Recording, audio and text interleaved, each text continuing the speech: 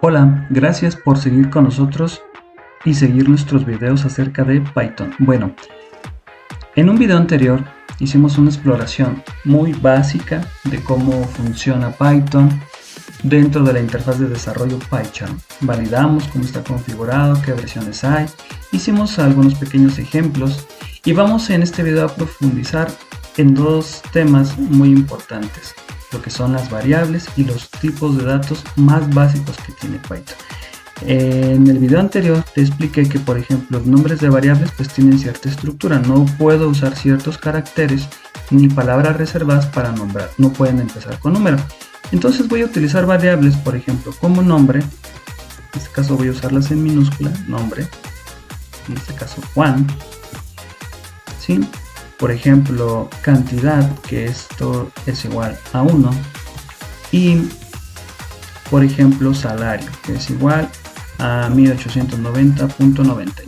Bueno, estos tipos de datos son los tipos de datos más básicos, que sería el tipo de datos string, como Juan, que va entre comillas, el tipo de datos entero, que es el tipo de datos int en Python, o el tipo de datos float, que en este caso representa un número entero con decimales y se representa de esta manera con parte entera y parte decimal. Bueno, ¿cómo hago una asignación múltiple dentro de Python? Pues muy sencillo, supongamos que tengo tres variables, cantidad 1, cantidad 2 y cantidad 3. Entonces, para no repetir esa asignación en tres líneas, puedo hacerlo de la siguiente manera.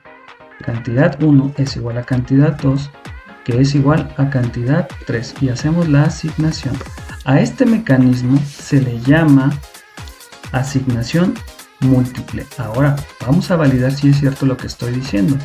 Vamos a imprimir y de una vez nuevamente te explico que print es el mecanismo que tenemos en Python para desplegar el valor de nuestras variables en la pantalla o en la consola. Entonces, ¿cómo mando imprimir una variable? Pues muy sencillo, es print, abro paréntesis y dentro de esos paréntesis coloco el nombre de la variable. Por ejemplo, print cantidad 1, print cantidad 2 y print cantidad 3. Entonces vamos a validar este ejemplo. Nuevamente, como ya tengo esa configuración de ejecución de mi programa en Python que se llama tutorial 1, ya no tengo que ir a run y nuevamente en run para que se ejecute, sino aquí me aparece directamente la que ya tengo grabada. Entonces mira, cantidad 1, cantidad 2 y cantidad 3 es igual al valor que yo le asigné, en este caso 4. Entonces ahí está demostrada la asignación múltiple. ¿Qué otra característica tiene Python que tiene que ver con las variables? Otra característica es el tipo de dato o casting de dato que le puedo dar a un valor. Por ejemplo, vamos a suponer que tenemos una variable que se llama x, que va a representar un valor tipo string, ¿verdad? Entonces, si yo tengo eso como un número, no hay ningún problema.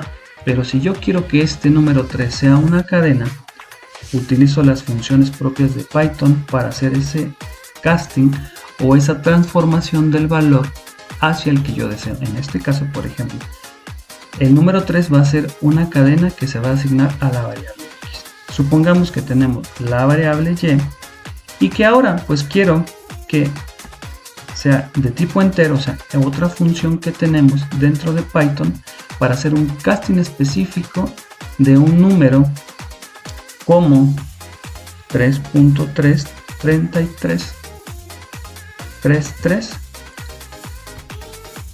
y en este caso cuando yo le imprima le va a quitar la parte decimal. O por ejemplo, que si yo quiero en una variable z con un casting de tipo float, que es otra función que nos hace un casting hacia un valor flotante, si yo tengo el valor de 3, fíjate cuál va a ser el resultado. Vamos a imprimir la variable x, vamos a imprimir la variable y vamos a imprimir la variable z, y vas a llevarte una sorpresa.